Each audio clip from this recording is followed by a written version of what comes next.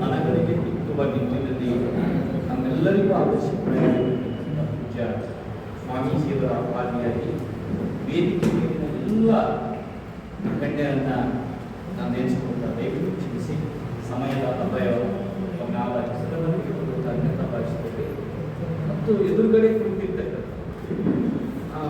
ನಾವೆಲ್ಲರೂ ಕೇಳಿರ್ಬೋದು, ಬಿತ್ತುವ ಬೀಜಗಳು ಹಿಡಿಯಷ್ಟೇ ಇರುತ್ತವೆ, ಬಿತ್ತುವ ಬೀಜಗಳು ಹಿಡಿಯಷ್ಟೇ ಇರುತ್ತವೆ. ಹಾಗೆ ಎದುರು ಕುಳಿತಿರ್ತಕ್ಕಂಥ ನಿಮ್ಮನ್ನ ನಾನು ಬಿತ್ತುವ ಬೀಜಗಳು ತರುವ ಭಾವನೆಗೆ ಮಾತಾಡ್ತೇನೆ. ನಾವೆಲ್ಲರೂ ಮನಗಳಿಗೆ ಬುದ್ಧನ, ಬಸವಣ್ಣನ, ಬಾಬಾ ಸಾಹೇಬರ ವಿಚಾರಧಾರೆಗಳನ್ನು ಬಿತ್ತುವ ಮತದಾಶಗಳೊಂದಿಗೆ ಸಮಾಜವನ್ನು ಕಟ್ಟುವ ಮನುಷ್ಯನಿಂದ ಮುಗಿರ್ತಕ್ಕಂಥ ಎಲ್ಲ ನನ್ನ ಆತ್ಮೀಯ ಸಹೋದರಿ ಬಂಧುಗಳೇ, ಇಲ್ಲಿ ಆ ಕಾಲದಲ್ಲಿ ಒಬ್ಬ ಮನುಷ್ಯ ಇನ್ನೊಂದು ಮನುಷ್ಯರ ಓಣಿ ಒಳಗೆ ಹೋಗಬೇಕು ಅಂತಂದ್ರೆ ಆತ ಹೊರಳಲ್ಲಿ ಮಡಿಕೆಯನ್ನು ಕಟ್ಟಿಕೊಳ್ಬೇಕಾಗಿತ್ತು. ಆಗಿರಲಿಲ್ಲ.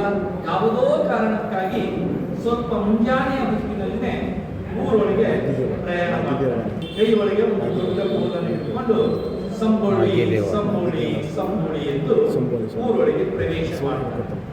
ಆವಾಗ ಊರಲ್ಲಿರುವ ಮೇಲ್ವರ್ಗದ ಜನರೆಲ್ಲ ಸೇರಿಕೊಂಡು ಆ ಕೆಳವರ್ಗದ ಜನರ ಆ ಸಂಬೋಳಿ ಎನ್ನುವ ವ್ಯಕ್ತಿಯನ್ನ ನಮ್ಮ ಓಣೆ ಒಳಗೆ ಸಮಯವನ್ನ ಮೀರಿ ಓಣೆ ಒಳಗೆ ಬಂದು ಅವನ ನೆರಳು ನಮಗೆ ತಾಕಿಸ್ತಾ ಇದ್ದಾನೆಲ್ಲ, ಇದು ಬಹಳ ಅಪರಾಧ ಅಂತ ತಿಳ್ಕೊಂಡು ಆ ಮೇಲ್ವರ್ಗದ ಜನ ದೂರದಲ್ಲಿ ತಮ್ಮ ಮನೆಯ ಜಗಲಿಯ ಮೇಲೆ ನಿಂತು ಕಲ್ಲಿನಿಂದ ಅವನನ್ನ ಹುಡುಕ್ತಾರೆ.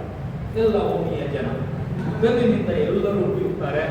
ಆ ಕಲ್ಲುಗಳು, ಬೀಸಿ ಬಂದ ಕಲ್ಲುಗಳು ತಲೆಗೆ, ಕಣ್ಣಿಗೆ ಎಲ್ಲ ಮೈ ತುಂಬ ಬೀಳ್ತವೆ. ಆಗ ಆ ವ್ಯಕ್ತಿ ಏನಪ್ಪ ಅಂದ್ರೆ ಎಚ್ಚರವನ್ನು ತಪ್ಪಿ ನೆಲಕ್ಕೆ ಬೀಳ್ತಾನೆ. ಮೈಯೆಲ್ಲ ರಕ್ತ ಸುರಿಯುತ್ತದೆ. ಆತ ನರಳುತ್ತಾ ಇರ್ತಕ್ಕಂಥ ಸಂದರ್ಭದಲ್ಲಿ ಒಬ್ಬ ವ್ಯಕ್ತಿ ಬರ್ತಾನೆ. ಬಂದು, ಓ ದೇವಾ, ನೀನು ರಕ್ತದ ಮಡಿವಿನಲ್ಲಿ ಬಿದ್ದು ಒದ್ದಾಡುತ್ತಿರುವೆಯಾ ಅಂತ ಹೇಳಿ ಆ ಬಿದ್ದು ಒದ್ದಾಡುತ್ತಿರುವ ವ್ಯಕ್ತಿಯನ್ನ ಎತ್ತಿ ತನ್ನ ತೊಡೆ ಮೇಲೆ ಮಲಗಿಸಿಕೊಂಡು ಆತನನ್ನ ಸ್ಪರ್ಶದಿಂದ ಅವನಿಗೆ ಹುಟ್ಟಿರ್ತಕ್ಕಂಥ ರಕ್ತವನ್ನ ಸೀಳ್ತಾ ಇರ್ತಾನೆ. ಆಗ ರಕ್ತ ಸುರಿದು ಕಣ್ಣೊಳಗೆ ರಕ್ತ ಹೋಗಿ ಅವನಿಗೆ ಯಾರು ಅನ್ನೋದನ್ನ ಕೂಡ ಆಗೋದಿಲ್ಲ. ಆದ್ರೆ ಅಂತ ನೋವಿನೊಳಗೂ ಕೂಡ ಅಪ್ಪ, ತಂದೆ, ಬಸವಣ್ಣ ಇಲ್ಲದೆ ನನ್ನನ್ನಾರು ಅನ್ನುವ ಮಾತನ್ನ ಹೇಳ್ತಾರೆ. ಇದು 12ನೇ ಶತಮಾನದ ಬಸವಣ್ಣ ಈ ನೆಲದಲ್ಲೂ ಇರ್ತಕ್ಕಂಥ ಅಸ್ಪೃಶ್ಯತೆಯನ್ನ ಕೊನೆಗಾಣಿಸುವ ನಿಟ್ಟಿನಲ್ಲಿ ಅತ್ಯಂತ ಕಡೆಯ ಸ್ಥಾನದಲ್ಲಿರ್ತಕ್ಕಂಥ ಸಂಬೋಳಿ ನಾಗನನ್ನ ಮುಟ್ಟಿ ತಟ್ಟಿ ಆ ಜನಾಂಗಕ್ಕೆ ಹೇಳ್ತಾನೆ, ಮನುಷ್ಯರೆಲ್ಲರೂ ಒಂದೇ ಎನ್ನುವ ಮಾತು ಬಸವಣ್ಣ ಈ ನೆಲದೊಳಗೆ 900 ವರ್ಷಗಳ ಹಿಂದೆನೆ ಈ ಸಮಾನತೆಗಾಗಿ, ಈ ಅಸ್ಪೃಶ್ಯತೆಯ ನಿವಾರಣೆಗಾಗಿ ದುಡಿದಂತ ಬಸವಣ್ಣ. ಅಂತ ಬಸವಣ್ಣನನ್ನ ಕುರಿತು ಮಾತಾಡೋದಾದ್ರೆ ಬಹಳಷ್ಟು ಈ ಮುತ್ತುಗಳೇ ಸಾಲೋದಿಲ್ಲ. ಹಾಗಾಗಿ ಒಂದೆರಡು ಈ ಮಾತುಗಳನ್ನ ಹೇಳಿ ನನ್ನ ಮಾತು. ಮೇಲಾಗಲಲ್ಲ, ಕೀಳಾಗಲಲ್ಲದೆ, ಕೀಳುಂಗಲ್ಲದೆ, ಹಯ್ಯನು ಕರೆಯುವುದೇ ಚೆನ್ನಯ್ಯನ ಮನೆಯ ಮಗನ. ಆನು ಹಾರುವನೆಂದರೆ ಸಂಗಯ್ಯ ನಗುವನು, ನಿಮ್ಮ ಶರಣರ ಪಾದಕ್ಕೆ ಚಮ್ಮಾವುಗೆಯ ಮಾಡಯ್ಯ.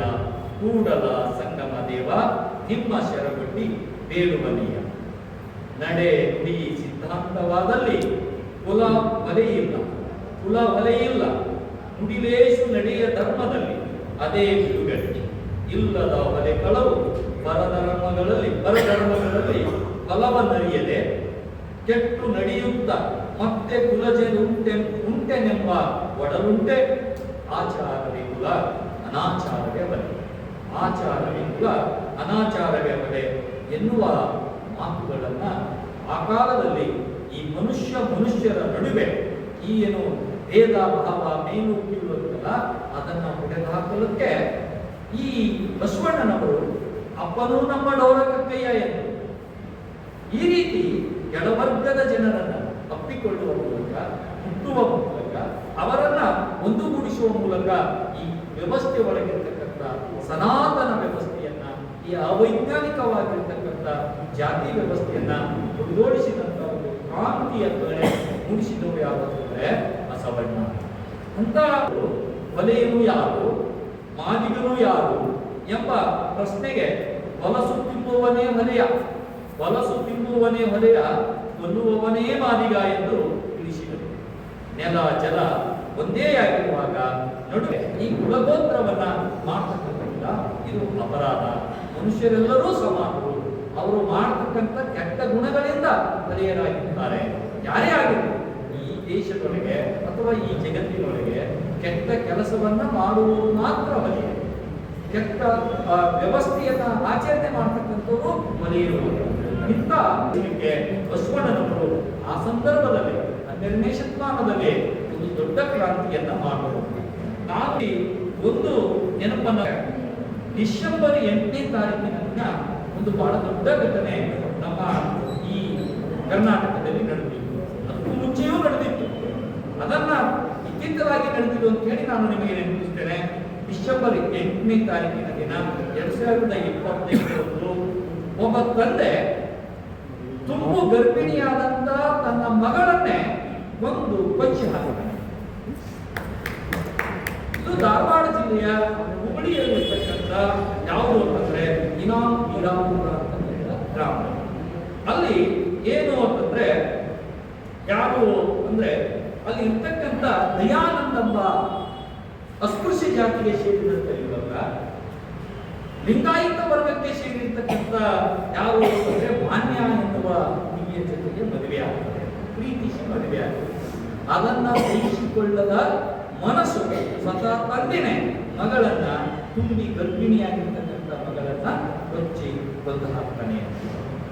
ಒಂದು ವರದಿ ಪ್ರಕಾರ ನೋಡಿದಾಗ ಪ್ರತಿ ವರ್ಷ ಈ ರೀತಿಯಾದಂತ ಒಂದು ಕೇಸ್ ದಾಖಲೆ ಆಗಿ ಒಂದು ಏನಪ್ಪ ರೆಕಾರ್ಡ್ 5,000ಕ್ಕಿಂತ ಹೆಚ್ಚಿನ ಇಂಥ ಒಂದು ಮರ್ಯಾದೆ ನಡೀತಾರೆ. ವಿಮಾನದ ಮೂಲಕ ನಾವು ಚಂದ್ರನ ನೆತ್ತೆ ಮೇಲೆ ಹೋಗಿದ್ದೇವೆ, ಮೊಮ್ಮಕ್ಕಳು ಮಂಗಳ ಗ್ರಹದಲ್ಲಿ ವಾಸ ಮಾಡ್ತಕ್ಕಂಥ ನಾವಿದ್ದೇವೆ. ಆದರೂ ಇವತ್ತು ಈ ಜಾತಿ ಹೆಸರಿನ ಮೇಲೆ ಇವತ್ತಿಗೂ ಕೂಡ ಏನಪ್ಪಾ ಅಂತಂದ್ರೆ ಈ ರೀತಿಯಾದಂಥ ಕೊಗ್ಗಲೆಗಳು ನಡೀತಾ ಇವೆ. ಮಾದಿಗರ ಹರಳೆಯನವಾಗ ಶೀಲವಂತರ ಮದುವೆಯನ್ನ ಮಾಡುವುದರ ಮುಖಾಂತರ ದೊಡ್ಡ ಕ್ರಾಂತಿಯನ್ನ ಮಾಡ್ತಾರೆ. ಆ ಕ್ರಾಂತಿಯಾಗಿ ಕಲ್ಯಾಣದಲ್ಲಿ ಏನ್ ನಡೀತು ಅನ್ನೋದನ್ನ ಎಲ್ಲರಿಗೂ ಕೂಡ ಗೊತ್ತಿರುತ್ತೆ.